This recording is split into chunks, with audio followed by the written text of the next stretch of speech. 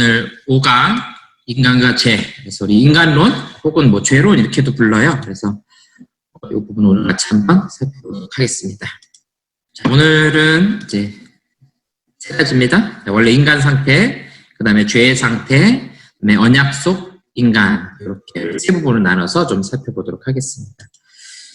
자, 원래 우리 인간의 상태가 어떠한가 하는 걸 좀 같이 보도록 하겠습니다. 마태복음 10장 28절에 보니까 몸은 죽여도 영혼은 능히 죽이지 못하는 자들을 두려워하지 말고 오직 몸과 영혼을 능히 지옥에 멸하실 수 있는 이를 두려워하라, 이렇게 말씀하고 있어요. 우리 인간에 대해서 어떻게 말하고 있는가 보니까 두 가지로 이야기하고 있어요.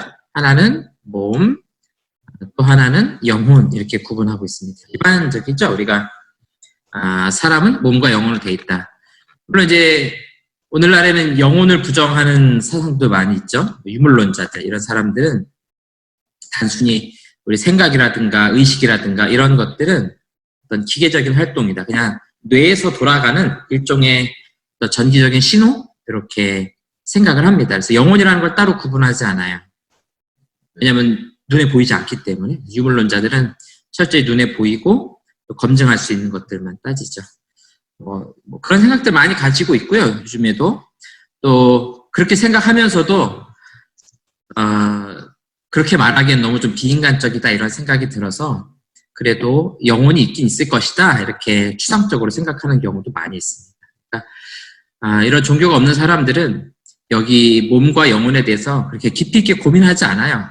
그냥 이 세상 살다가 끝나는 것, 거기서 이제 좀 초점을 맞추면서 살아가게 되죠. 그래서 이제 가장 우리 첫 번째로 보는 이런 세계관, 그래서 인간은 몸과 영혼으로 되어 있다. 이거 우리가 이분설 이렇게 부릅니다. 두 가지로 나눠져 있다는 거죠. 몸과 영혼, 이렇게 구분할 수 있다는 거예요. 또 하나는 뭐냐면은 히브리서 말씀 보니까 이런 표현이 있어요. 혼과 영과 및 관절과 골수를 찔러 쪼개기까지 하며, 그러니까 이 뒷부분은 몸에 해당이 되겠죠. 그래서 세 가지로 구분하는 겁니다. 인간은 몸과 혼과 영으로 되어 있다. 그래서 세 개로 나눠져 있다. 그래서 3분설 이렇게 부릅니다. 3분설. 여러분들은 어느 게 좀 제일 맞는 것 같으세요? 뭐 다들 이제 생각이 조금씩 다를 수 있는데, 뭐 영혼과 몸 이렇게 구분하는 경우도 있고, 아니면 뭐 성경에 또 이런 표현도 있으니까 혼과 영 이렇게 구분하는 경우도 있는데요. 대체적으로 우리 개혁교회에서는 이분설을 주장합니다. 영혼과 몸으로 되어 있다라는 것이고, 이제 히브리서에서 혼과 영 이렇게 구분하는 거는 하나님의 말씀이 얼마나 능력 있고 예리한가, 얼마나 우리를 깊이 있게 바라보는가, 이렇게 좀 구분한 표현이라고 우리가 좀 이해하면 좋을 것 같고요. 뭐 3분설을 주장한다 그래서 뭐 이단은 아니에요, 이렇게 생각하는 사람들도 있고요. 요게 편리한 점이 있습니다. 예를 들어서 짐승, 우리 뭐 애완견 키우시는 분도 계시니까 우리 집 강아지가 있어요. 강아지는 어떻게 돼 있을까요? 그랬을 때 좀 애매한 거예요. 강아지도 육체와 영혼으로 돼 있는가, 그렇게 생각하면 그럼 강아지는 죽으면 그 영혼이 어디로 가야 되나, 막 이런 고민을 할 수 있잖아요. 그래서 그럴 때는 3분설은 아주 쉽게 설명해요. 짐승 같은 경우는 육체 있고 혼도 있다, 근데 영은 없다, 이렇게 이야기해요. 그러니까 굳이 모두가 천국에 가고 이런 걸 구분할 필요가 없죠. 이런 걸 우리가 3분설이다 이렇게 부릅니다. 근데 우리 개혁교회는 대체적으로 2분설을 주장한다, 이렇게 이해하시면 좋을 것 같아요. 그래서 거기서 우리 한 가지 알 수 있는 게 있어요. 이제 우리 나중에 살펴보긴 할 텐데요. 몸과 영혼으로 되어 있는 경우에는요, 죽음이라는 것을 아주 정의하기가 쉽죠. 그렇죠? 죽음은 뭐예요? 몸하고 영혼이 서로 갈라지는 겁니다.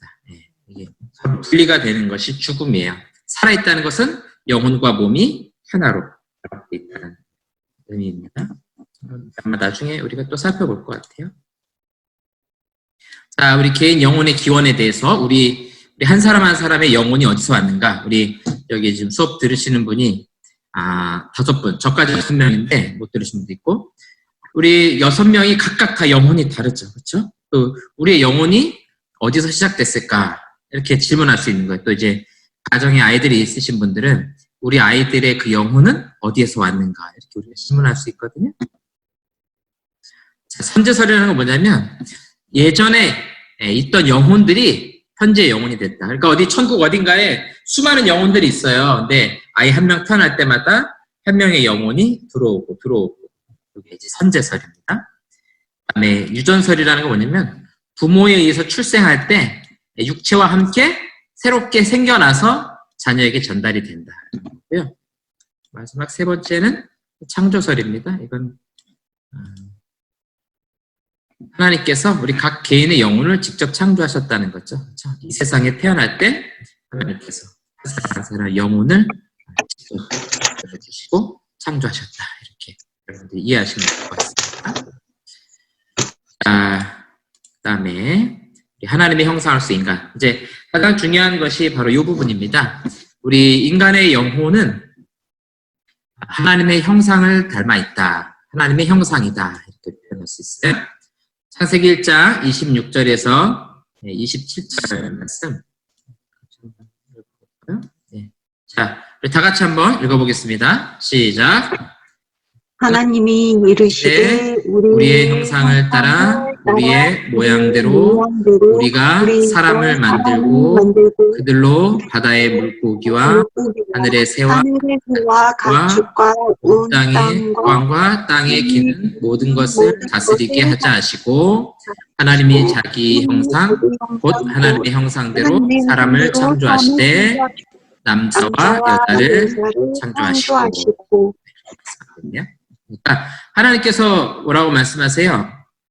우리의 형상을 따라, 우리 지난번에 본 것처럼 삼위일체 하나님이죠? 삼위일체 하나님의 형상을 따라 우리의 모양대로 사람을 만들자 이렇게 말씀하고 있어요. 그러면서 하나님이 자기 형상 곧 하나님의 형상대로 사람을 창조하시되 남자 여자를 창조하시고. 그러니까 다른 생물체들은 안 그런데 인간을 만들 때만은 어떻게 했어요?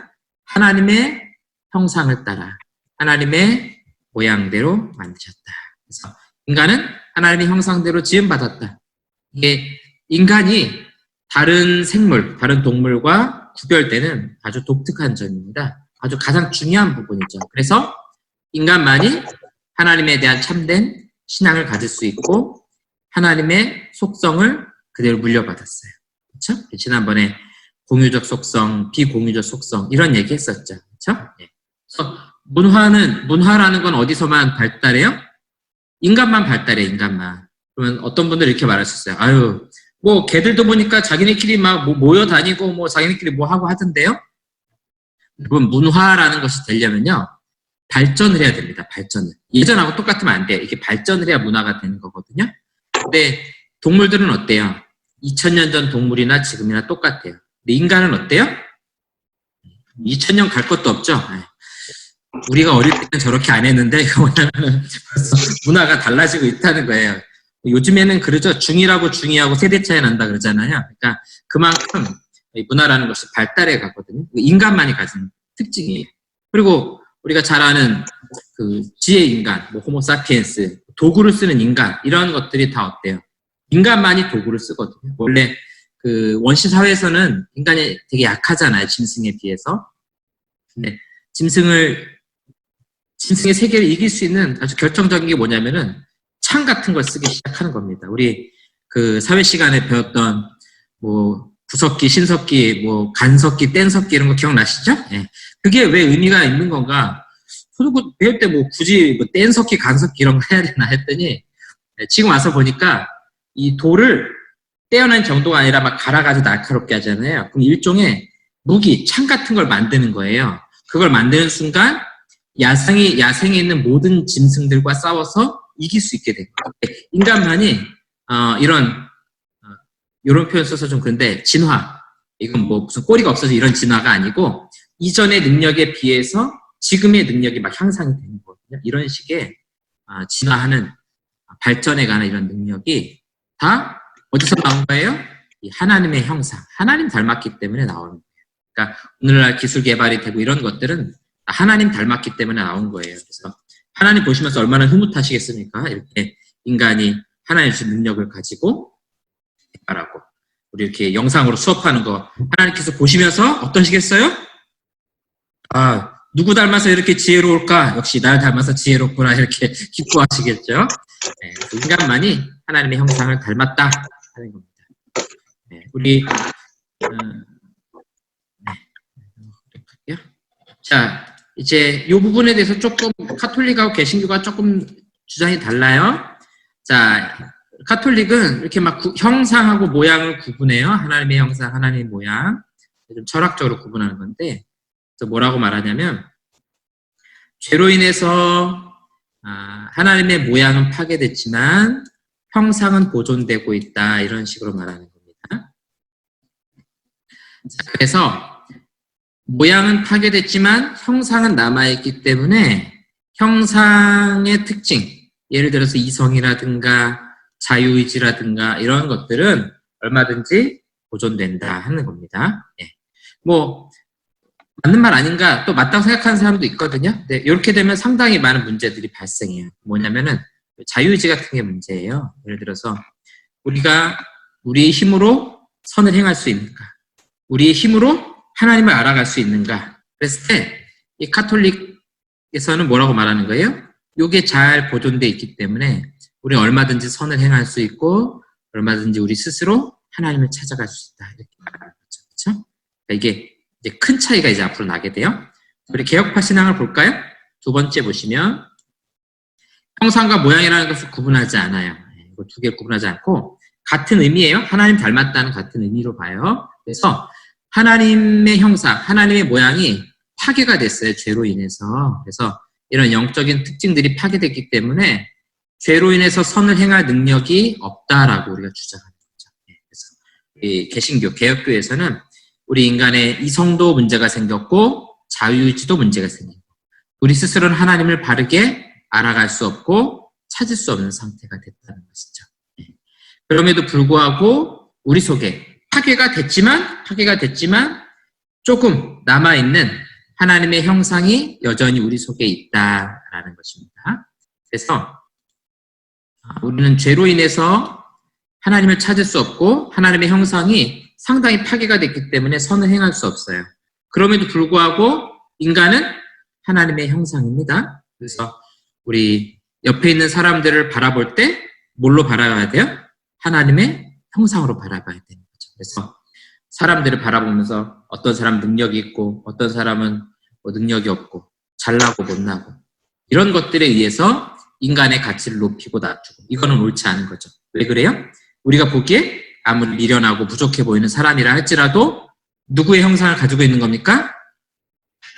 하나님의 형상을 가지고 있기 때문에 인간 한 사람 한 사람이 굉장히 존귀한 하나님의 자녀의 모습, 하나님의 형상의 모습으로 바라봐야 된다. 우리 이것만 해도 벌써 사람을 바라보는 우리의 시각이 달라지게 돼 있어요. 그렇죠? 우리 학교 다닐 때 이렇게 보면 조금 다른 아이들에 비해서 이렇게 능력이나 뭐 지적이거나 이런 것들이 좀 떨어지는 아이들이 있을 때 우리가 많이 무시하고 그러잖아요. 근데 우리가 정말 성경을 바르게 알고 하나님을 바르게 믿는다면 그렇게 우리 눈으로 보기에 좀 부족해 보이고 연약해 보이는 사람이라 할지라도 모든 사람을 동등하게 하나님의 형상으로 바라볼 수 있는 눈이 있어야 되겠죠. 그렇게 바라볼 수 있는 것이 하나님 주신 참된 신앙이다. 이렇게 여러분들이 이해하시면 될 것 같습니다. 자, 넘어가 보겠습니다. 자, 우리 이제 뒤에서 우리가 이 언약이라는 거 한 번 더 살펴볼 텐데요. 이렇게 하나님의 형상으로 지어진 인간에게 있어서 한 가지 심각한 문제가 생기기 시작하죠. 그거 오늘 살펴볼 거예요. 창세기 2장에 보니까 여호와 하나님이 그 사람에게 명하여 이르시되 동산 각종 나무의 열매는 내가 임의로 먹되 선악을 알게 하는 나무의 열매는 먹지 말라. 자, 제가 주일학교 아이들 설교할 때도 이제 강조하는 건데요. 여러분, 요 명령의 의미를 한번 잘 보세요. 우리는 보통 어떻게 생각하냐면은 하나님께서 에덴 동산을 만들어 놓고서 먹지 말아라. 여기에 초점을 좀 많이 맞추는 경향이 있어요. 근데 잘 보세요. 동산 각종 나무의 열매는 내가 임의로 먹되. 예. 어마어마하게 넓은 에덴 동산이 있어요. 어떻게 하라는 거예요? 다 먹어라. 다 네 거야. 다 네 거야. 근데 딱 하나 수만 수천 가지 먹을 것이 잔뜩 쌓여 있는데 그 중에 하나 딱 먹지 말아라 이렇게 말씀하신 거예요. 그렇죠? 지키기 쉬워요, 어려워요?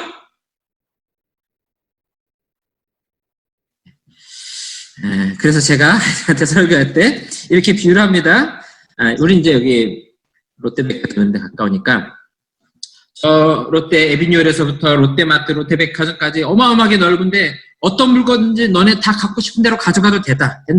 근데 거기 롯데타워 10층에 가면은 아주 요만한 잔에 담긴 음료수가 한 컵 있는데 그거만 안 먹으면 돼. 이렇게 말했단 말이에요. 근데 우리 마음이 뭘 갖고 싶은 거예요? 그 수없이 많은 거 다 남겨두고 그거 먹지 말라고 한 거. 그거 하나 찾아가지고 그거 먹는 그 불순종을 했다라는 것이죠. 그렇게 우리가 비교할 수 있을 것 같아요. 자, 이게 행위 언약이에요. 첫 번째 언약이죠. 하나님께서 사람하고 맺으신 약속이에요. 그게 뭡니까? 선악을 알게 하는 나무 열매. 그것도 나무 열매가 무슨 수백 그루 있는 게 아니고 하나 딱 있는 거 그거 먹지 말아라 하는 거죠. 그래서 여기에는 하나님께서 순종을 요구하셨어요. 그렇죠? 순종. 순종하지 않을 때는 어떻게 되는 거예요? 반드시 죽으리라. 죽음이라는 대가를 치를 수 있다라는 것을 조건으로 결과 주셨어요. 그래서 이거 우리가 행위 언약이다 이렇게 말씀하고 계세요. 자, 어떤 일이 벌어졌나 좀 보죠. 자, 우리 앞에서 봤던 말씀에서 하나님께서 사람하고 계약을 맺으셨어요.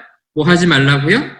다 먹어라. 근데 동산나무 중앙에 있는 선악을 알게 하는 나무 그거 하나만 먹지 말아라. 뭐 여러분들이 여기 이제 엄마들이 다 계시니까 아이들하고 약속하는 거죠. 그렇죠?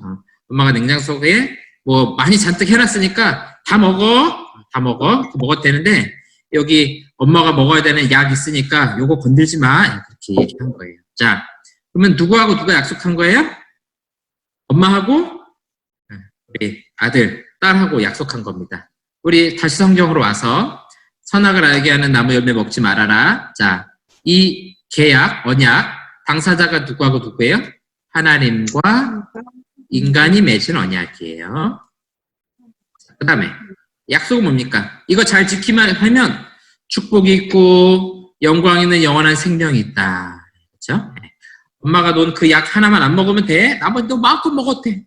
그것만 너 잘 지키면은 갔다 와서 엄마가 롯데월드도 데려가고 너 갖고 싶은 싱싱카도 사주고 뭐 아이패드도 사주고 이렇게 약속했다는 거죠. 이런 식으로 축복을. 자, 조건은 뭐예요? 하나예요. 하나. 먹지 말아야 될 요구. 그러니까 이 복에는 조건이 달린 거예요. 예를 들어서 그 아이들 생일로 선물 줄 때는 대부분 조건을 안 달고 주시죠. 그렇죠? 너 이번에 시험 100점 맞아오면 생일에 자전거 사줄게. 그러면 아이 엄마 그게 무슨 선물이야. 선물이 되려면 어떻게 해야 돼요? 생일 선물이 되려면 내가 뭘 해도 줘야죠. 그렇죠? 그건 이제 우리가 무조건이라고 부르는 거고요. 여기 조건이 있습니다. 먹으면 안 되는 거예요. 자, 먹으면 안 지켰을 때는 어떻게 돼요? 형벌이 있죠. 사망이 있고요. 영원한 형벌이 따라오게 됩니다. 자, 여기는 한 가지 상징이 있어요. 그게 뭡니까? 선악을 알게 하는 나무. 아까 비유를 치면 엄마가 먹는 요 하나만 먹지 말아라 이렇게 보여주는 거죠. 자, 하나님과 우리 인간 사이에 맺은 이 언약, 행위 언약 어떻게 이루어지는지 아시겠죠? 자, 바로 이 부분에 있어서 우리 인간 편에서 지키지 못한 겁니다. 제가 요거 제자반 수업에서 그렇게 비유했거든요. 부동산 계약하는 걸로 비유했는데 두 사람이 그렇죠? 집주인과 세입자가 각자 지켜야 될 조건들이 있죠. 각자의 의무가 있다고 해야 될 것들이 누군가 한 사람이 그것을 깨뜨리는 순간에 이 계약은 자동 파기가 되는 거예요. 월세를 안 내서 파기가 되든지 아니면 주인이 해줘야 될 거 안 해서 파기가 되든지 그럴 수 있다는 거죠. 그래서 이 행위 언약의 파기로 말미암아 이제 뭐가 들어오는 겁니까? 여러분 보시면 이 형벌이라는 것이 이제 들어오게 되는 겁니다. 그래서 우리 하나님의 형상으로 만들어진 인간에게 이 행위 언약을 지키지 못한 것 때문에 이제 사망, 죄가 들어오기 시작했다 하는 겁니다. 자, 이제 우리 죄에 대해서 한번 살펴보도록 하겠습니다. 원죄라는 걸 좀 살펴볼 거예요. 자, 원죄가 어떻게 시작되는지 같이 한번 보도록 하겠습니다. 여러분들 아까 우리 봤던 성경 생각하시면서 하나님께서 동산나무 중앙에 있는 선악을 알게 하는 나무 열매 먹지 말아라. 먹으면 어떻게 된다고요? 먹으면 어떻게 된다고요? 예, 여러분 소리 나와요. 대답해 보세요. 먹으면 어떻게 됩니까? 이거 잘 기억하셔야 되는데. 네, 자,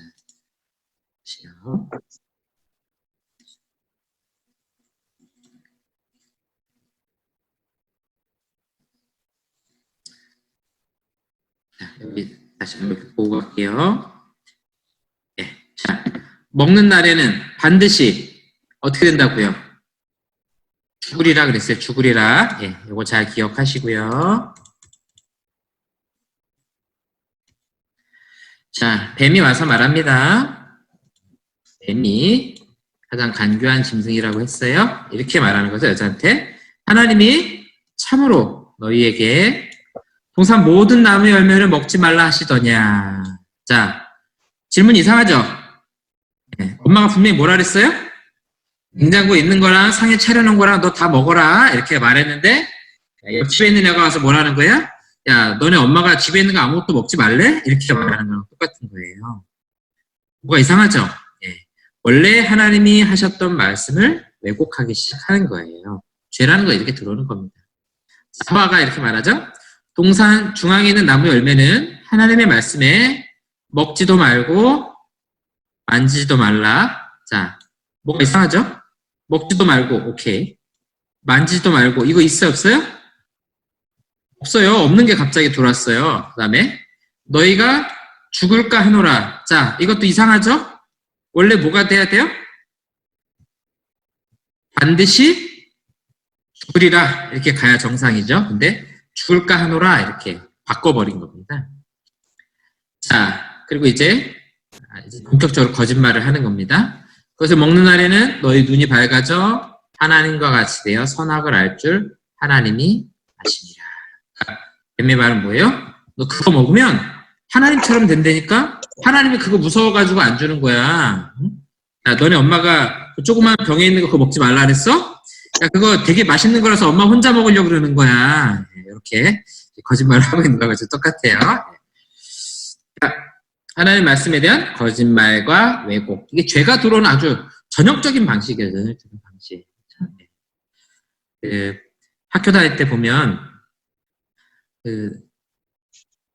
대학생 돼가지고 대학생 때는 뭐 수업 안 들어가도 뭐 선생님이 교수님이 집에 전화하는 것도 아니고 뭐 당치고 막 놀다가 수업 시간 다 되면 어떻게 해요? 야, 오늘 수업 빼먹자 이렇게 말하잖아요. 네, 그렇죠? 왜 자기 혼자 안 빠지고 같이 빠지자 그래요? 죄의 특성입니다. 혼자 안 죽어요. 같이 죽는 게 이제 죄의 특성이고 그러면서 이렇게 말하자. 야, 그 수업 한 번 안 들어가도 F 안 나와. 괜찮아. 시험만 잘 보면 돼. 이렇게 유혹하는 거죠. 그런 날 출석 불러가지고 가끔 성적 못 받고 그런 경우도 있죠. 죄라는 건 이런 식으로 들어오는 거예요. 거짓말과 왜곡. 그래서 우리가 아이들한테 이제 거짓말에 대해서 엄하게 좀 혼내는 이유가 바로 이런 거죠. 이 죄 가운데서 거짓말이라는 게 별거 아닌 것 같지만 사실은 굉장히 심각한 거예요. 거기서부터 더 큰 범죄들이 계속해서 나오고 있어요. 자, 우리 이 하와가 미혹당하죠. 나무를 본즉 먹음직도 하고 보암직도 하고, 예, 자, 우리 유혹되는 이 정욕, 탐욕이 들어오는 방식이에요. 맛있을 것 같고 입으로 느끼는 거죠. 네, 보암직하고 눈으로 보기, 예, 눈의 유혹, 먹는 거의 유혹. 지혜롭게 할 만큼 탐스럽기도 한 나무인지라. 그래서 여자가 열매를 따먹고 제가 말씀드렸죠. 죄는 어떻게 한다고요? 혼자 죽지 않아요. 같이 죽는 특성이 있죠. 그래서 자기와 함께 있는 남편에게도 주매, 그렇죠? 같이 죽는 거죠. 나 혼자 먹을게 너무 그렇고 그도 먹은지라. 결국 이 첫 번째 죄, 은혜 언약을 어기는 첫 번째 죄는 이 두 사람, 남자와 여자가 함께 범죄함으로, 불순종함으로 죄가 들어오게 된 겁니다. 그래서 탐욕이 이렇게 들어오게 되는 거고요.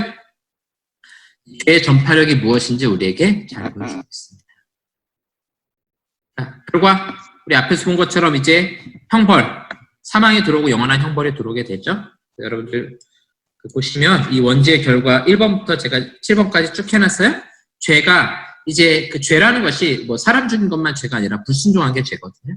그 불순종 하나에서부터 얼마나 큰 영향을 받는가 볼 수 있어요. 뱀에게 이르시되 하나님께서 이제 누굴 제일 먼저 이제 벌을 주느냐. 요즘에도 그러나요? 집에서 이제 우리 강연 집사 이제 아이들이 넷이 있는데 아이들이 쭉 있잖아요. 막 싸워요. 자, 그러면 제일 먼저 누가 보통 혼나나요? 네? 상습범부터 혼나나요? 보통 큰 애들이 주로 많이 혼나죠. 네. 자, 이제 여기 보시면 하나님께서 이 심판에 대해서 이 죄가 들어온 기원, 어디서부터 죄가 시작됐는가? 예, 그 죄의 기원부터 따져서 형벌을 주게 되죠. 누구에게서 가장 먼저 이 잘못이 나오는가?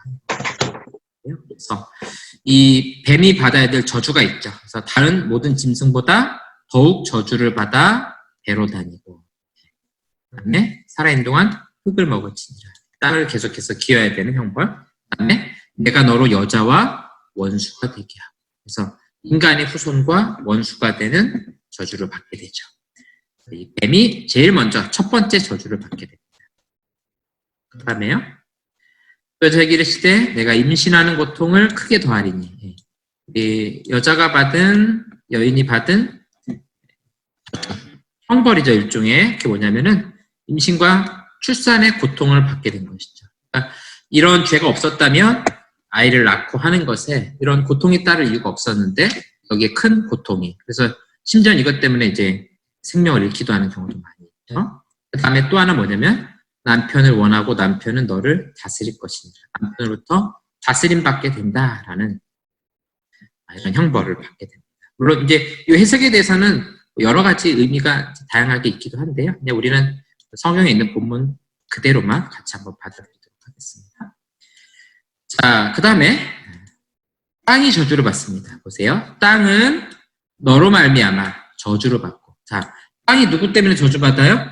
아담과 하와의 그 불순종을 해서 땅이 저주를 받는 겁니다. 그래서 평생의 수고의 그 소산을 먹으리라. 땅이 내게 가시덤불과 엉겅퀴를 낼 것이다. 자, 이 가시덤불과 엉겅퀴를 낸다는 것은 1차적으로 농사에 어려움이 있다라는 의미도 있지만요.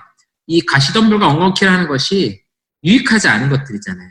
그러니까 자연 자체가 저주를 받은 거예요. 땅이라는 것은 단순히 우리가 밟고 있는 땅만을 말하는 것이 아니라 자연 전체를 말하는 겁니다. 자연 전체가 인간의 죄로 인해서 파괴되는 거예요.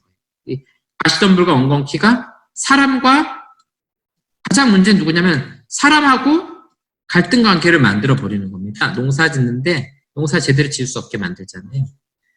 자연 세계 파괴를 말하는 거예요. 그래서 짐승과 짐승이 서로 먹고 먹히는 관계가 되고 인간과 짐승이 평화롭게 지내는 것이 어렵게 된 거죠. 그래서 여러분 우리 어렸을 때 주일학교에서 불렀던 노래 기억나세요? 사막에 샘이 넘쳐 흐르리라. 사막에 샘이 넘쳐 흐르리라. 이 노래 부르잖아요.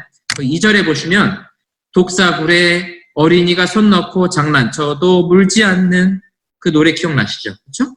그 무슨 의미가 있어요? 독사굴에 손 넣고 장난치는데 안 물린대요. 그거는 뭐 이제 독이 없어진 건지 아니면 뭐 이제 그래 평화롭게 산다 그런 의미인데 단순히 평화가 아니라 죄로 인해서 사람과 뭐가요? 동물이 서로 갈등 관계가 됐는데 하나님의 나라가 오면 어떻게 되는 거예요?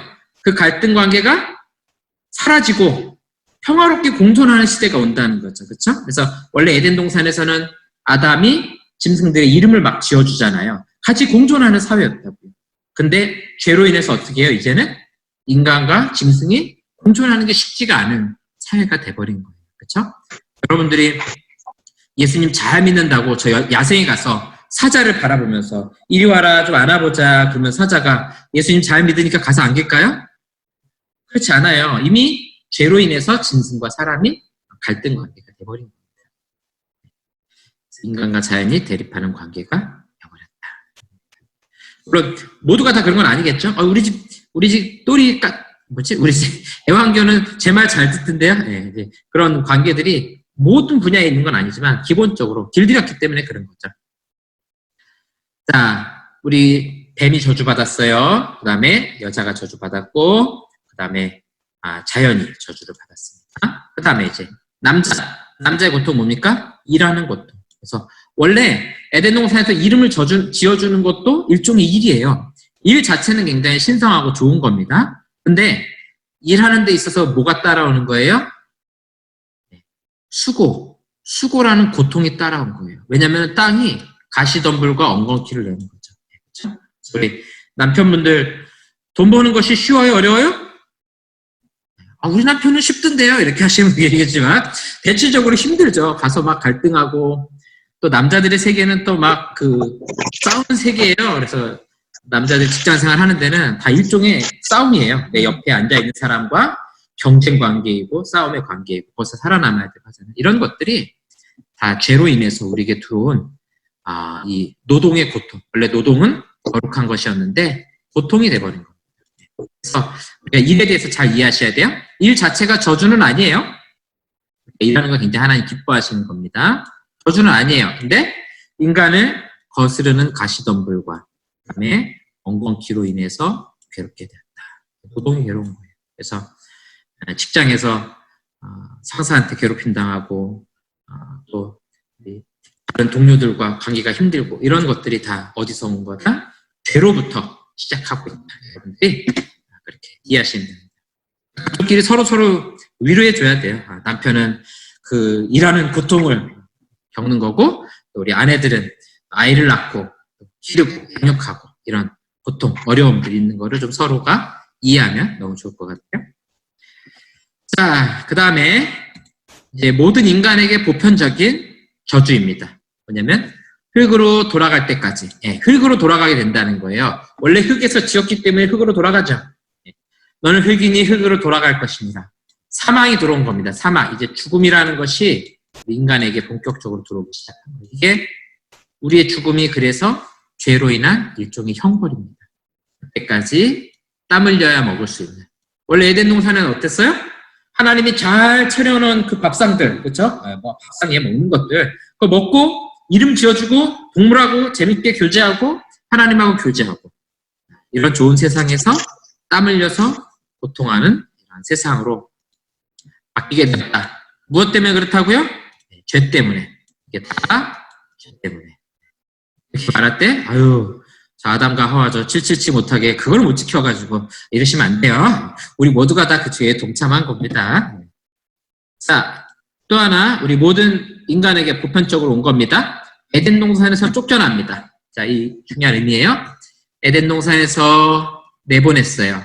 그래서 그의 근원이 된 땅을 갈게 하시니라 하나님이 사람을 쫓아내시고 에덴 동산 동쪽의 그룹들과 우리 지난번에 봤네요. 그룹, 체루빔, 천사들이죠. 두루 도는 불칼을 두어 생명나무의 길을 지키게 하십니다. 그래서 에덴 동산이 어디 있었다, 저기 있었던 거 아니냐 이렇게 추측하는 사람들 많은데 다 쓸데없는 일입니다. 하나님께서 못 찾게 해놓으셨어요. 그거 찾아서 뭐 하겠어요? 자, 그래서 에덴 동산에서 쫓겨났다는 거 뭐냐면은 그냥 단순히 좋은 땅에서 쫓겨난 것이 아니라 하나님과 관계가 깨진 겁니다. 하나님과 관계가 깨진 거예요. 그렇죠? 그래서 우리도 그러죠.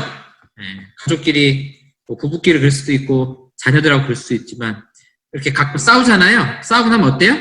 서로 얼굴 안 보고 싶죠. 그래서 아이들은 막 방에 들어가 버리고 막 그러잖아요. 전형적인 관계가 깨진 증상이에요. 같이 있는 것이 굉장히 힘든 거예요. 그렇죠? 나하고 불편한 사람하고 1시간 동안 둘이 조용한 방에 앉아있으라고 해보세요. 굉장히 힘들겠죠? 그게 뭐냐면은 관계가 깨진 것이 무엇인지를 우리에게 잘 보여주고 있는 겁니다. 자, 그 다음에 이 죄의 결과 하나 더 있어요. 그게 뭐냐면은 아들들이죠.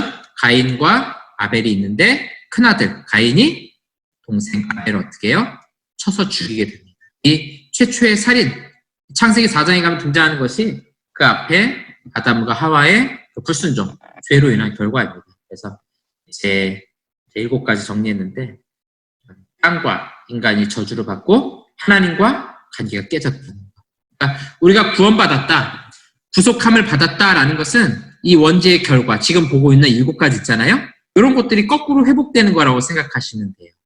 그러니까 우리가 구원받았다는 것은 하나님과 깨진 관계가 회복되는 것이고 사람과 사람의 관계가 회복되는 것이고 자연과 관계가 회복되는 것이고 그래서 요한계시록 그 마지막 20장 넘어가면은 새 하늘과 새 땅이 쫙 내려오잖아요. 그게 뭐냐면은 하나님이 처음 만드신 그 모습 그대로 이렇게 회복하는 거예요. 아름다운 원래 모습대로 회복해가는 것을 잘 보여주고 있죠.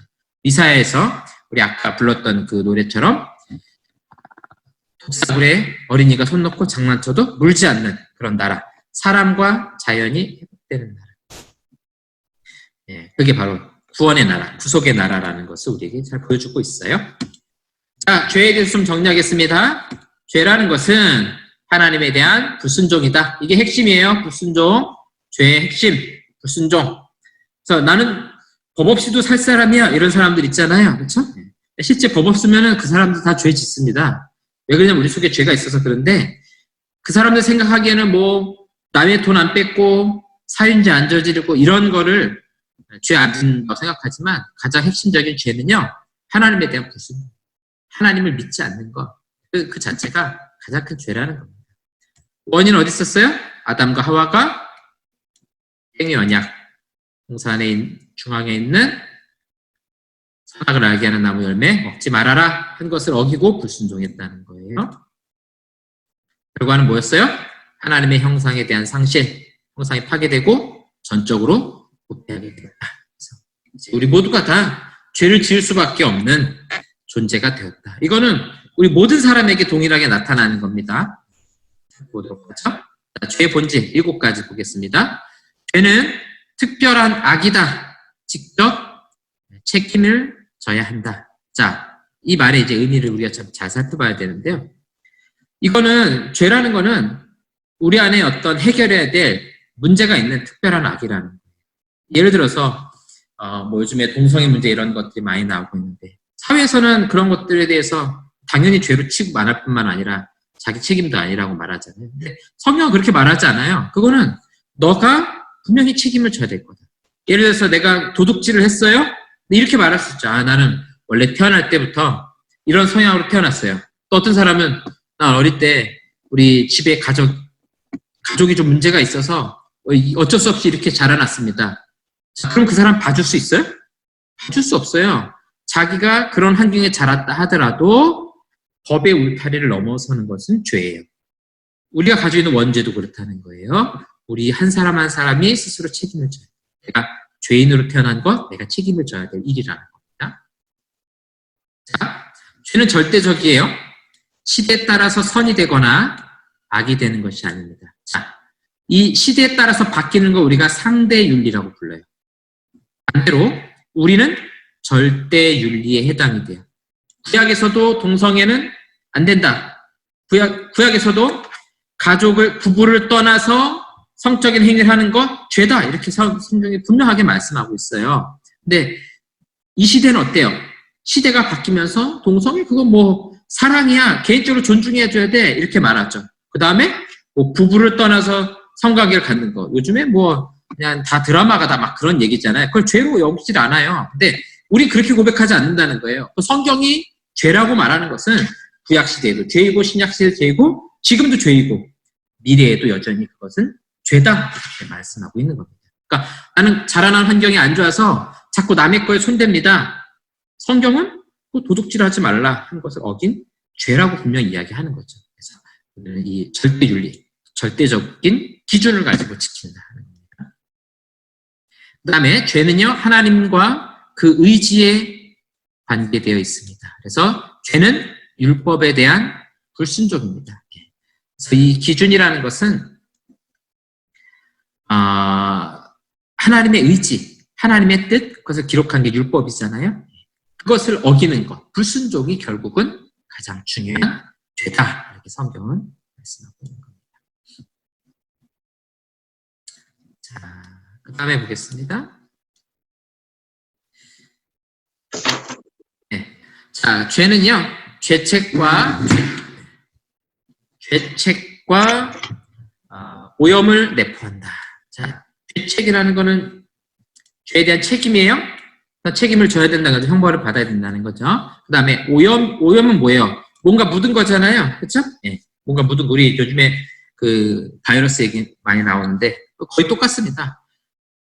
우리 인간으로 태어났다는 것은 우리 첫 번째 사람으로부터 있던 그 죄에 대한 오염을 나도 묻은 상태에서 그대로 가지고 태어났다라는 거예요. 그러니까 우리 모든 사람이 죄에 대해서 오염된 상태로 태어나게 돼 있습니다. 그래서 창세기에서도 이제 노아 홍수 사건 때 말해주죠. 사람이 어려서 생각하는 것이 악하다 이렇게 말씀하고 있잖아요. 뭐냐면 모든 사람이 죄에 대한 책임을 가지고 태어나고 죄에 대한 오염을 가지고 태어난다는 거예요. 그래서 우리 아이들이 너무나 이쁘고 귀엽지만 그 아이도 죄인으로 태어난 거예요. 그리고 오염, 죄 지을 수밖에 없는 성향을 가지고 살아갈 수밖에 없다 하는 것입니다.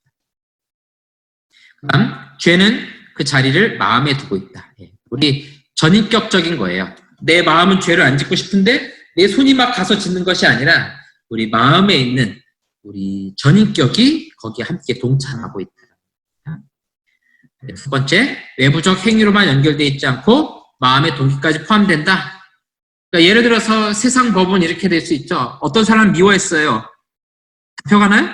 잡혀가진 않아요. 미워해서 뭔가 나쁜 짓을 해야 돼요. 근데 성경이 말하는 죄는 어때요? 미워했어? 그 자체가 살인한 죄하고 똑같이 취급한다는 거예요. 성경의 기준이라는 것이 무섭죠.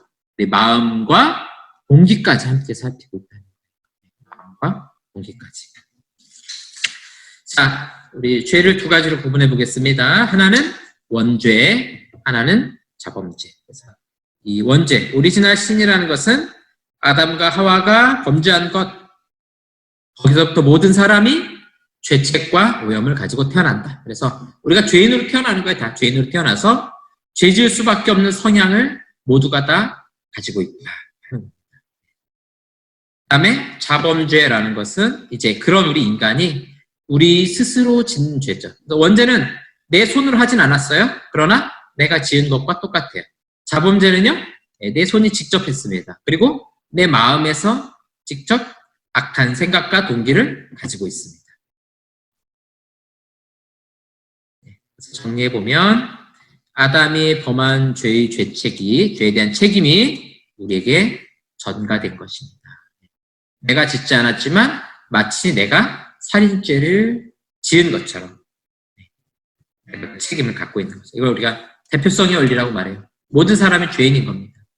당연히 여기에 대해서 믿지 않는 사람들은 거부하겠죠? 내가 지은 죄도 아닌데 내가 형벌을 받아야 되나? 이렇게 생각한다는 거예요. 그렇죠? 네, 여러분 월드컵 나가면 어때요?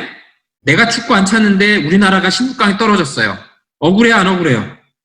피가 가가지고 나는 안 뛰었어요. 이렇게 해서 아무도 없어요. 이게 대표성의 원리입니다, 이게. 그 다음에 죄에 대해서 우린 다 적극적인 성향을 가지게 돼 있어요. 죄 지으려고 그러죠. 그렇죠? 네. 집에서 죄인 셋이 맨날 싸우고 있습니다. 40대 죄인 2명과 3살 먹은 죄인 1사람이 서로 싸우고 있어요. 그래서 우리 3살 먹은 죄인이 자꾸 뭘 뺏어가려고 그러고 다 뒤집어 엎으려고 그럽니다.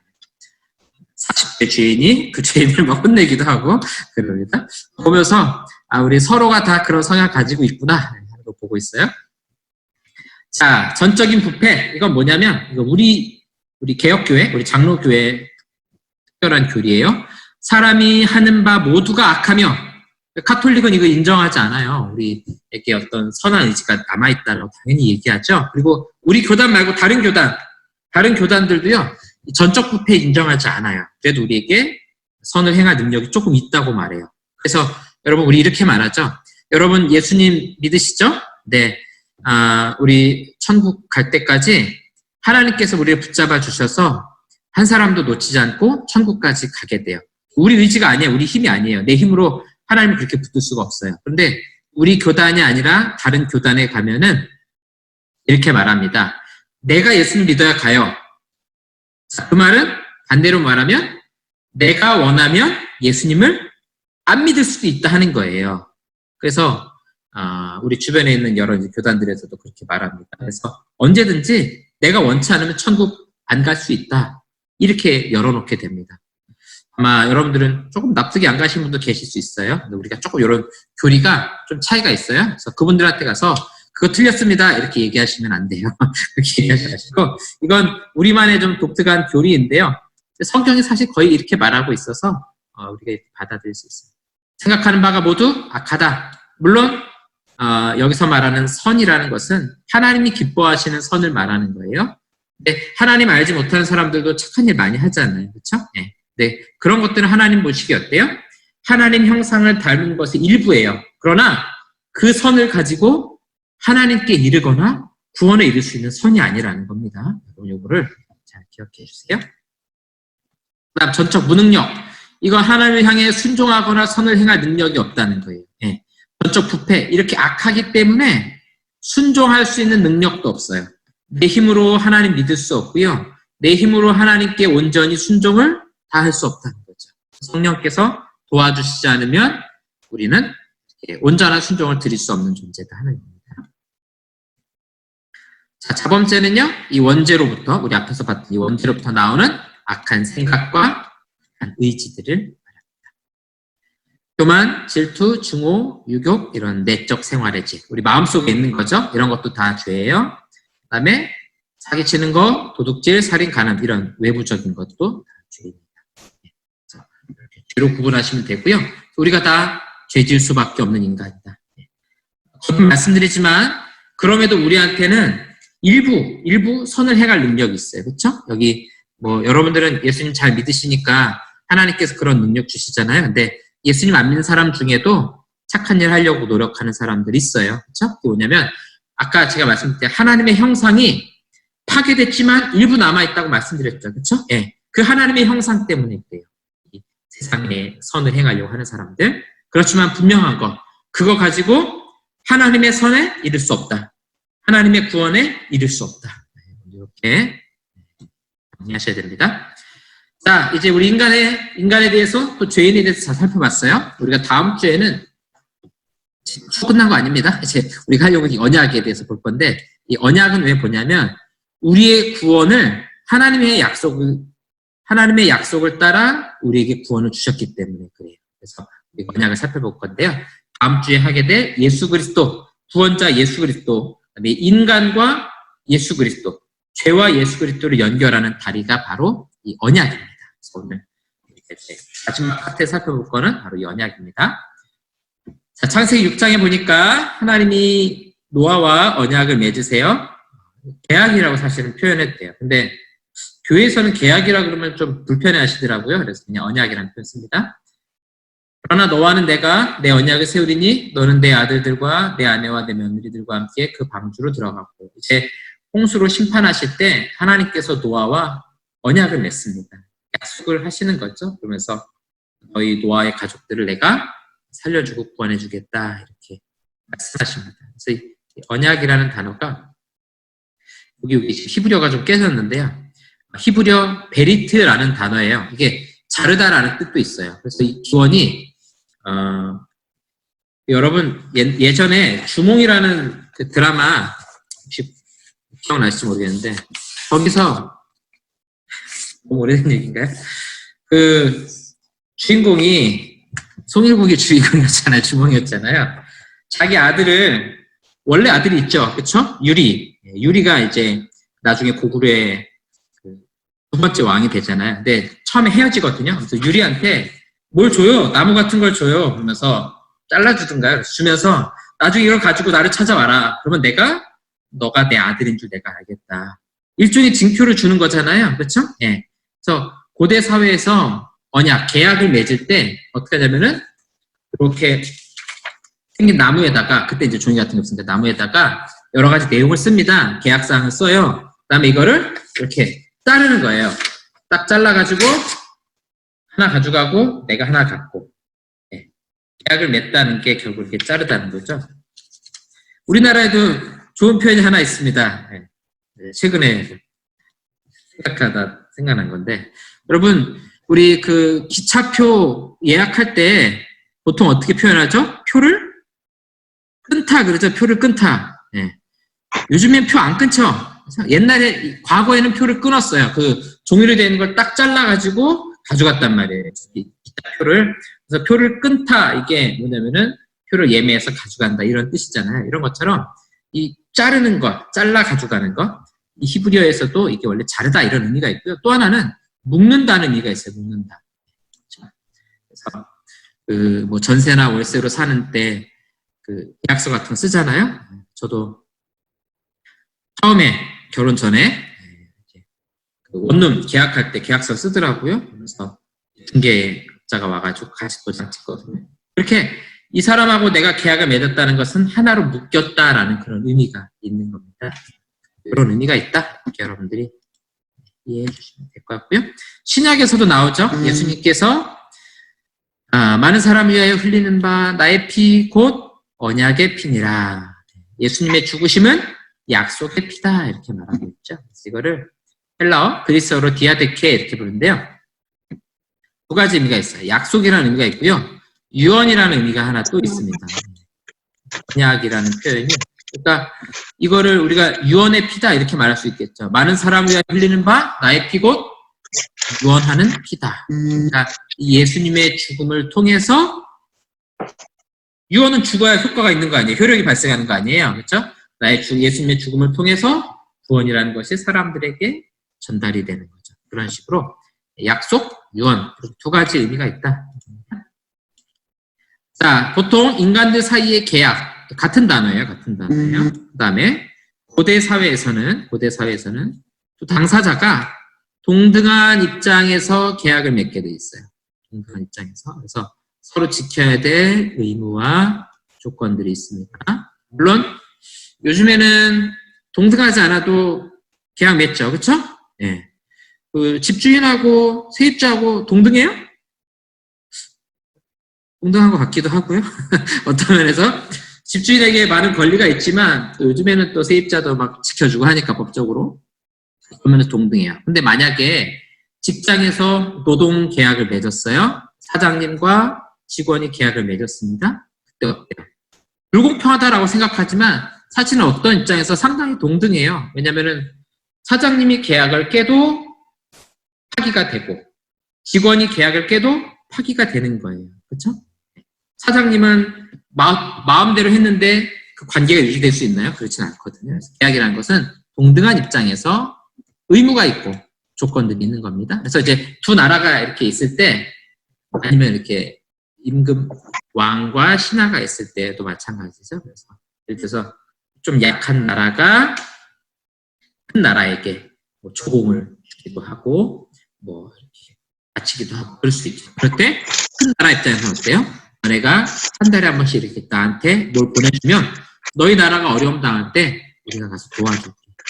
사실 불공평할 수 있어 보이지만 상당히 동등합니다. 왜냐하면 큰 나라 입장에서도 작은 나라 지켜줘야 되기 때문에. 여러분 그거 아시죠? 우리나라가 과거 이제 조선시대나 이럴 때 중국에다가 조공 갖다 바치잖아요. 그렇죠? 네. 그때 되게 우리가 억울하게 다 갖다 바친다고 생각하는데요.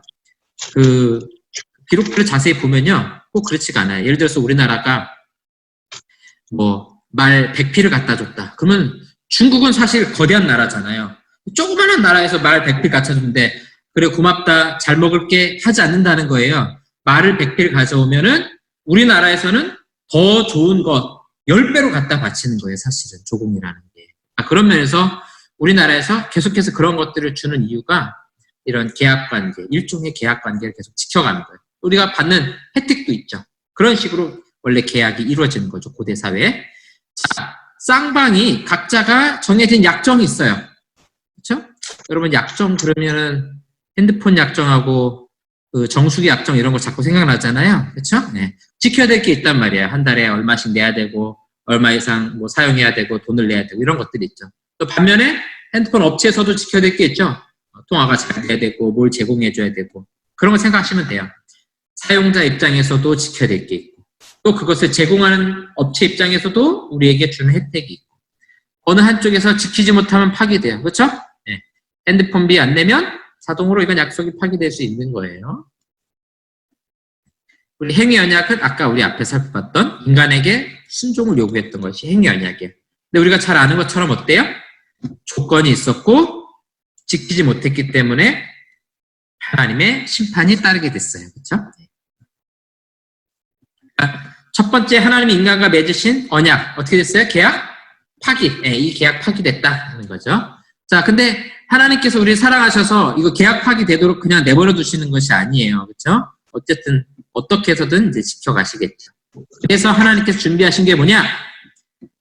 짜잔 하면서 하나님의 은혜 언약, 구원 언약. 이게 좀 말이 이상해요. 계약인데 은혜가 들어갈 수가 없어요, 사실은. 그렇죠? 계약이면 계약이지 무슨 은혜가 들어갈 수 있겠어요. 그렇죠? 이런 거 하겠죠. 돈이 좀 많으신 아버지가 딸한테 야, 너 우리 집 세입자로 살아라. 지금 한 달에 월세 이만큼씩 내고 살아라. 이렇게 할 때 그 들어가는 분 입장에서 어때요? 지켜야 될 조건이 있죠. 그렇죠? 네, 아버지이지만 돈 얼마 내요. 근데 한 가지 마음 편한 게 있죠. 어떤 마음이 들겠어요? 내가 좀 어려워서 몇 달 못 내도 아버지니까 아빠니까 좀 봐주겠지? 이런 안심된 마음이 있겠죠? 네, 이게 좀 애매해요. 은혜라는 것과 언약이라는 것이 어떤 면에서 좀 잘 안 맞아요. 자, 보겠습니다. 하나님께서 이 구절은 직접 관련 있는 구절은 아닌데, 자, 이거 뭐냐면은 내가 너를 여자 원수가 되게 하고 내 후손도 여자의 후손과 원수가 되게 하리니 여자의 후손은 내 머리를 상하게 할 것이요 너는 그의 발꿈치를 상하게 할 것입니다. 자, 이게 뭐냐면은 처음으로 등장하는 복음입니다. 원시복음이라고도 부르는데 우리 인간에게 구원의 약속을 해주시는 장면이에요. 그래서 우리를 구원하시기로 한 것은 삼일체 하나님의 구원 협약이라고 불러요. 뭐냐면 우리를 구원하는 것 우리하고 상의해서 이루어진 게 아니라는 거예요. 여기 계신 우리 집사님, 권사님들을 구원하는 것 하나님이 여러분들하고 상의하신 게 아니라는 거예요. 누구하고 상의했느냐? 삼위일체 하나님끼리 상의하신 거예요. 성부, 성자, 성령끼리 상의하셔서 누구누구 집사님, 누구누구 권사님을 구원하기로 미리 작정하신 거죠.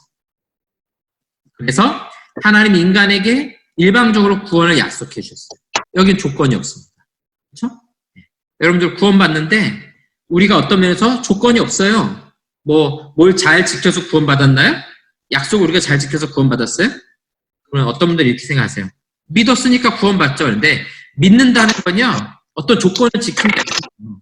믿는다는 거는 우리의 행위와 노력이 들어가지 않는다는 겁니다. 우리의 공로가 없다는 의미예요. 아무것도 한 게 없다는 의미예요. 믿는다는 그래서 이 은혜 언약, 구원 언약이라는 것은 조건 없이 이루어진 것이다. 자, 여기서 이 은혜 언약, 이 구원 언약에서는 그리스도가 언약의 보증인이 되는 거예요. 그래서 그 보증 서보신 분 계신가요? 네, 보증 쓰지 말라 그러죠? 네, 보증 쓰지 말라는 이유가 뭐예요? 저 사람이 보증을 섰어요. 이 A라는 분의 보증을 제가 섰단 말이에요. 이분이 10억을 빌려갔어요. 못 갚았어요. 그럼 누가 갚아야 됩니까?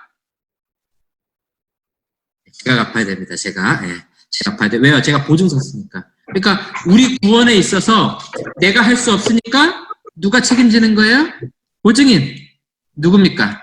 예수 그리스도께서 보증인이 되셨다. 자, 인간 편에서 은혜이지만 예수님 편에서는 어때요? 이 행위, 공로가 필요한 겁니다. 이 관계를 잘 보셔야 돼요. 우리는 은혜예요. 그러나 예수 그리스도는 자신의 생명을 드리는 그 순종이 필요하다는 겁니다. 아담과 하와는 순종 못했어요. 그러나 예수님께서 순종하셨죠. 그렇죠? 그래서 우리가 못한 거를 예수님이 보증을 서셔서 책임을 져 주셨다 하는 겁니다. 내가 못 갚는 구원의 값을 예수님이 갚아주셨다 하는 겁니다. 자, 예수님께서 해야 될 요구사항이 있어요. 우리로 치면은 빚 못 갚은 거 몇 억 누가 갚아야 된다 이런 식으로 해야 될 게 있어요. 예수님이 해야 될 일이 뭐냐? 성육신, 여자의 몸에서 태어나셔야 돼요. 자, 이거 우리 앞에서 봤죠? 창세기 3장 15절에서 여자의 후손은 이렇게 말했잖아요. 그거를 이루신 거예요. 예수님께서. 보증 서신 겁니다. 여자의 몸에서 태어나셨어요. 그래서 예수님도 어릴 때, 아기 때가 있었다 하는 거예요. 그래서 예수님도 어릴 때 엄마가 기저귀 갈아줬을까요? 아니면 태어나자마자 자기 혼자 했을까요? 너무 쉬운 질문을 이렇게 크게 외쳐가지고 여러분 당황하셨죠? 당연히 예수님도 못하시는 거예요. 아기로 태어났다는 것은 아기 때 아이가 무언가를 할 수 없는 것처럼 예수님도 아기일 때는 누군가의 손에 의해서 양육받고 보호받는 아무것도 할 수 없는 연약한 모습 그대로 가지고 태어나셨다 하는 겁니다. 그래서 예수님 그 고향에서 예수님 배척한 이유가 뭐예요? 어릴 때부터 우리가 봤는데, 애기여가지고 코치질 흘리고 막 가다 넘어지고 울고 그럴 때 내가 봐주고 달래주고 했는데, 이제 와가지고 자기가 메시아다 그러니까 고향 사람들이 못 받아들인 거죠. 그 다음에 율법 아래에서 순종하셨어요. 그 다음에 자기의 공로, 이 공로라는 건 죽음을 말하죠. 구원받은 백성에게 적용시키셨습니다. 이게 이제 예수님께서 하셔야 돼. 요구, 의무사항. 자, 여기에 대해서 이제 아버지께서 하실 일이 있죠? 네, 아버지께서 하실 일이 뭐냐? 죄로 더럽히지 않은 육체를 준비해 주셨어요. 예수님 위해서. 그다음에 성부께서 성자를 도와주셨고요. 그리스도를 사망의 권세에다 놓으셨다가 하늘로 올리시고 하나님 우편에 앉게 하셨습니다. 그래서 모든 권세를 예수님께 주셨다. 그다음에 성령을 보내셔서 구원을 적용하셨습니다.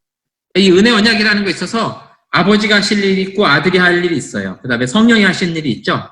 우리 편에서만 지금 할 일이 없는 거예요. 우리만 아무것도 안 하고 있는 거고 삼위일체 하나님이 아주 분주하게 위해서 뭔가 다 지금 하고 계시는 겁니다. 마지막에 택한 자들을 한 사람도 놓치지 않으시는 것. 이것이 바로 아버지가 우리에게 하신 약속입니다. 성령이 하시는 일은 뭐예요? 여기 4번 보시면 구원을 적용시키는 것. 우리에게 믿어지게 하시고 우리의 마음을 붙잡아 주시고 위로해 주시고 우리 속에 임하셔서 구원을 완성해 갈 수 있도록 하시는 분이 바로 성령이시다. 자, 은혜 언약의 특징입니다. 하나님이 인간과 동등한 위치로 낮아지셨어요. 이제 우리가 뒤에 여러 가지 이제 언약의 모양들을 살펴볼 텐데요. 왜냐하면 원래 언약이라는 것은 동등한 위치에서 맺어야 되는데 하나님이 우리하고 언약 맺을 필요가 없어요. 뭐가 아쉬워서 우리한테 언약 맺으시겠어요? 그렇죠? 여러분들이 어린이날에 아이들한테 선물 주시잖아요. 엄마 아빠 입장에서 뭐가 아쉬워요. 안 줘도 뭐 사실은 상관없는 건데 그 아이의 위치로 내려가서 그 아이에게 어떤 약속을 맺는 거하고 이게 같습니다. 그 다음에 인간은 이 행위 언약에 실패했어요. 그렇죠? 선악 알게 하는 나무 열매를 먹었단 말이에요. 그러나 이 은혜 언약, 우리의 구원은 하나님이 이루신다. 그리스도가 보증인이 되셔서 파기할 수 없게 하신다. 내가 못하는 것 누가 하는 거예요? 보증 서겠다고 사인하신 예수님께서 직접 해주신다. 그 다음에 택한 자들과만 맺으신 언약이에요. 하나님께서 택하시지 않은 자들에게는 이 약속이 유효하지 않아요. 택한 자들과만 맺으신 겁니다. 그 다음에 인간 편에서는 조건 없는 언약이에요. 그렇죠? 우리에게 무슨 조건이 있어요? 예수님 믿는다는 건 이건 조건이 아니라고 말씀드렸어요. 이건 공로가 아니에요. 노력을 했다는 게 아니에요. 아무것도 안 했다는 겁니다. 그냥 마음으로만 믿은 거예요. 마음으로만. 뭔가를 한 게 아니에요. 그거는. 인간 편에서는 조건 없는 무조건적인 언약. 왜 나를 구원하셨지? 내가 이뻐서지. 그런 조건이 붙지 않는다는 거예요. 다음 시대마다 모양은 다르지만 같은 언약입니다. 이제 이 시대마다 어떻게 모양이 달라져 왔는가를 우리가 같이 한번 살펴보겠습니다. 그래서 구약에서는 이제 할례라든가 율법을 준수하고 이런 모습으로 나타났다면 신약에서는 예수님의 죽음을 통해서 성찬과 세례를 통해서 징표가 달라지게 되죠. 징표가 달라진 거예요. 그걸 해야 구원받는 게 아니라는 거예요. 자, 우리 아까 봤던 창세기 3장 15절. 이게 최초의 언약에 대한 계시입니다. 구원을 약속하는 거예요. 여기서부터 이제 하나님의 은혜 언약, 우리를 구원하시기로 하신 그 언약이 시작이 됩니다. 자, 창세기 9장에 가면 노아와 언약을 맺죠. 무지개 언약이라고도 부릅니다. 홍수가 난 다음에 하나님께서 너희와 언약을 세우리니, 자, 그 다음에 무슨 약속을 주시냐? 다시는 모든 생물을 홍수로 멸하지 아니할 것이라 땅을 멸할 홍수가 다시 있지 아니하리라. 자, 그건 모든 자연과 약속하신 거예요. 이 노아뿐만 아니라. 자, 근데 보시면 이 언약에 없는 것이 하나 있어요. 뭐냐면 창세기에서는 해야 될 일이 있죠. 그렇죠? 준수사항이 있어요. 근데 창세기 9장 11절에는 준수해야 될 것, 지켜야 될 규정이 있어 없어요? 없어요. 너네 말 잘 들어야 내가 앞으로 홍수 안 보낸다 이렇게 하지 않고 일방적으로 약속만 주시는 거예요. 무조건적인 약속이라고 볼 수 있어요. 자, 그 다음에 우리가 신의 산 언약이라고 부르는 거예요. 출애굽기 19장에 가니까 세계가 다 내게 속하였나니. 자, 여기 잘 보세요. 너희가 내 말을 잘 듣고 내 언약을 지키면. 자, 뭐가 붙었어요? 조건이 붙었습니다. 조건. 우리가 여기는 이 시내산 언약은 지켜야 될 게 있어요. 모세와 언약을 맺을 때, 이스라엘 백성과 언약을 맺을 때 너희가 내 말 잘 들어야 된다. 잘 들으면 내 소유가 되고 그다음에 제사장 나라가 되고 거룩한 백성이 될 거야. 이렇게 축복을 약속해 주셨어요. 그래서 구약에 보면 어때요? 이스라엘 백성들이 이 조건을 지킵니까? 못 지킵니까? 못 지키죠? 하나님 말씀 잘 안 들어요. 그래서 이제 구약의 마지막에 가면은 이스라엘과 유다가 멸망하는 이유가 뭐예요? 요거 안 지켰기 때문에 매를 맞는 겁니다. 그래서 요 시내산 언약은 조건이 붙는다 하는 겁니다. 조건이 붙어요. 자, 그 다음에 이제 하나님이 다윗과 맺으신 언약입니다. 보세요. 내 집과 내 나라가 내 앞에서 영원히 보존되고 내 왕위가 영원히 견고하리라. 여기 약속만 있네요. 다윗 언약 뭐예요? 너의 나라와 왕위가 영원하리라.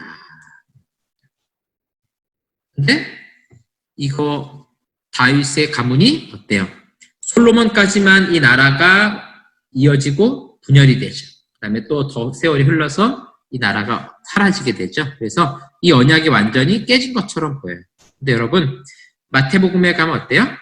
아브라함과 다윗의 자손 예수 그리스도의 계보라 이렇게 말하고 있죠. 거기서 다윗을 언약하는 건 뭐예요? 예수님을 통해서 이 다윗과 맺었던 그 언약, 그 나라가 예수님을 통해서 계속 이어지고 있다. 그 이야기입니다. 그래서 그 표현을 쓰고 있는 거예요. 자, 그 다음에 이제 예레미야에 가니까 이런 표현 쓰네요. 보라, 날이 이르리니 내가 이스라엘 집과 유다 집에 새 언약을 맺으리라. 왜 새 언약을 맺는가? 이 언약은 내가 그들의 조상들의 손을 잡고 애굽 땅에서 인도하던 날과 맺은 것과 같이 아니할 것은. 왜 내가 새 언약을 맺느냐? 그들이 내 언약을 깨뜨렸기 때문에. 언약을 파기해가지고 내가 새롭게 너하고 다시 계약서를 쓰는 거야. 이렇게 말씀합니다. 여기에는 너희들이 잘할 수 있다, 이런 걸 해야 된다, 그런 조건이 붙는 게 아니라는 거죠. 이제는 하나님께서 일방적으로 이들을 구원하실 것이라는 말씀의 약속을 주십니다. 그래서 구약에서는 이런 언약들을 맺어왔고 또 이스라엘 입장에서 하나님 말씀을 잘 듣고 율법에 순종하고 안식일을 지키고 계명들을 지켜야 될 의무가 있었습니다. 그런 것들을 못 지키면은 계약이 파기가 되는 거예요. 자, 이제 새 언약을 예고했고요. 신약 시대에 새 언약이 어떻게 맺어지는가 보겠습니다. 자, 이제 새 언약은 예수님의 피로 세웁니다. 저녁 먹은 후에 잔도 그와 같이 하여 이르시되 이 잔은 내 피로 세우는 새 언약이니. 자, 이제는 예수님의 피를 가지고 언약을 맺습니다. 곧 너희를 위하여 듣는 것이라. 이 언약은 예수님의 피로 맺었어요. 그리고 이 언약에 징표가 있어요. 그게 뭐냐면은 성찬입니다. 이 표징이라는 것은 일종의 표지판 같은 거예요. 표지판. 그렇죠? 네, 그래서 결혼식 할 때 표징을 하나 만들죠. 결혼식도 사실 언약이거든요. 두 사람 사이의 그 약속이에요. 그리고 나서 뭘 하나씩 손가락에 껴요? 반지를 하나씩 끼죠. 그렇죠? 이건 표징이에요. 자, 이거 없다고 결혼 못 하나요? 그런 건 아니에요. 네. 이거 잊어버렸다고 결혼 깨지나요? 그런 거 아니에요. 이거는 두 사람이 부부라는 것 사람들 앞에 보여주는 일종의 징표, 사인입니다. 성찬도 마찬가지예요. 우리 이제 성찬식 교회에서 하는데 성찬에 참여할 때마다 뭘 생각하는 거예요? 하나님과 우리 사이에 맺은 새로운 언약, 예수님의 살과 피를 통해서 새로운 언약을 맺고 하나님 자녀 되었다 하는 것을 보여주는 표징입니다. 표징. 여러분들 이제 제가 자주 쓰는 표현 중에 그런 게 있어요. 그 결혼식 사진이라든가 영상 이런 거 있잖아요, 그렇죠? 네, 그거 이제 한 10년도 지났고 막 20년씩 됐고 했잖아요. 그거 한 번씩 아주 잘 안 보지만 어쩌다 한번 보잖아요. 보면서 뭘 느끼세요? 저 땐 내가 피부가 좋았는데 지금 왜 이렇게 됐지? 뭐 이런 것도 보시겠지만 그거 보면서 내가 이 사람하고 부부였구나, 이거 다시 한번 확인하는 거예요. 이게 일종의 표징입니다. 표징. 성찬을 할 때마다 천국 백성의 천국 식사를 먹고 있구나, 있다라는 것을 표징으로 보게 되는 겁니다. 자, 그래서 이 천국자치에 참여했다는 것을 우리에게 보여주고 있습니다. 볼까요? 자, 택함받은 하나님의 백성들은 약속 안에 있음을 우리에게 보여주고 있습니다. 우리가 오늘 봤던 그 언약에 대한 내용이에요. 자, 예수님께서 피 흘리심으로 이 언약이 성취가 됩니다. 예수님의 보증이니 우리가 지킬 수 있는 것입니다. 예수님을 통해서만 이 구원이 이루어진다는 겁니다. 이건 인간 편에서 지킬 수 없다는 거예요. 그렇죠? 구약 백성들이 지킬 수 없다는 걸 이미 우리한테 잘 보여줬어요. 그래서 하나님께서 이 백성은 지킬 수 없기 때문에 자기 아들을 보내셔서 약속을 지킬 수 있도록 대리자가 온 거예요. 대리자가. 우리가 못하니까 대신 와가지고 해결해 주는 거죠. 그렇죠? 열심히 고장난 TV 고치려고 했는데 안 돼요. 전문가 부르죠? 와가지고 대신 고쳐준다. 그 사람이 해결해준다. 그런 식으로 우리의 구원도 대리자를 통해서 이루어진 거예요. 대리자, 다른 말로 말하면 중보자로 예수 그리스도를 통해서 구원의 약속이 이루어지게 됩니다. 이건 하나님 편에서 주시는 선물, 은혜이기 때문에 우리가 은혜 언약이라고 부릅니다. 자, 그래서 우리 이제 다음 주에는 이 약속을 성취하신 우리에게 은혜 언약의 보증인 대신 예수 그리스도는 어떤 분이신가 하는 것을 다음 주에 살펴보도록 하겠습니다. 자, 이렇게 해서 오늘 우리 인간과 죄, 또 우리 언약까지 이렇게 함께 살펴보았습니다. 이렇게 내용을 보니까 우리 인간 편에서 정말 한게 없죠. 할 수 있는 것도 없고 우리가 얼마나 무력한 존재인가, 얼마나 죄인된 존재인가 하는 것을 우리가 함께 살펴볼 수 있었습니다. 그래서 그런 소망 없는 우리에게 하나님께서 자기 아들 예수를 보내셨다는 것이 얼마나 기쁘고 감격스러운 일인지 모르겠습니다. 그런 감격을 늘 가지고 살아갈 수 있기를 바라겠습니다. 네, 제가 기도하고 마치도록 하겠습니다. 하나님 아버지 감사합니다. 오늘 우리 인간과 죄에 대해서 그런 소망 없는 우리에게 언약을 맺으시고 예수 그리스도를 보내신 것에 대해서 함께 살펴보았습니다. 우리가 얼마나 죄인된 자들인지, 얼마나 연약한 존재인지 고백하게 하시고 우리의 참 소망 되신 예수님을 의지하며 우리에게 이렇게 구원의 약속을 주신 하나님께 감사하고 영광 돌리며 살아갈 수 있도록 인도하여 주시옵소서. 예수님의 이름으로 기도합니다. 아멘. 네, 수고하셨습니다. 다음 주에 뵙겠습니다. 감사합니다.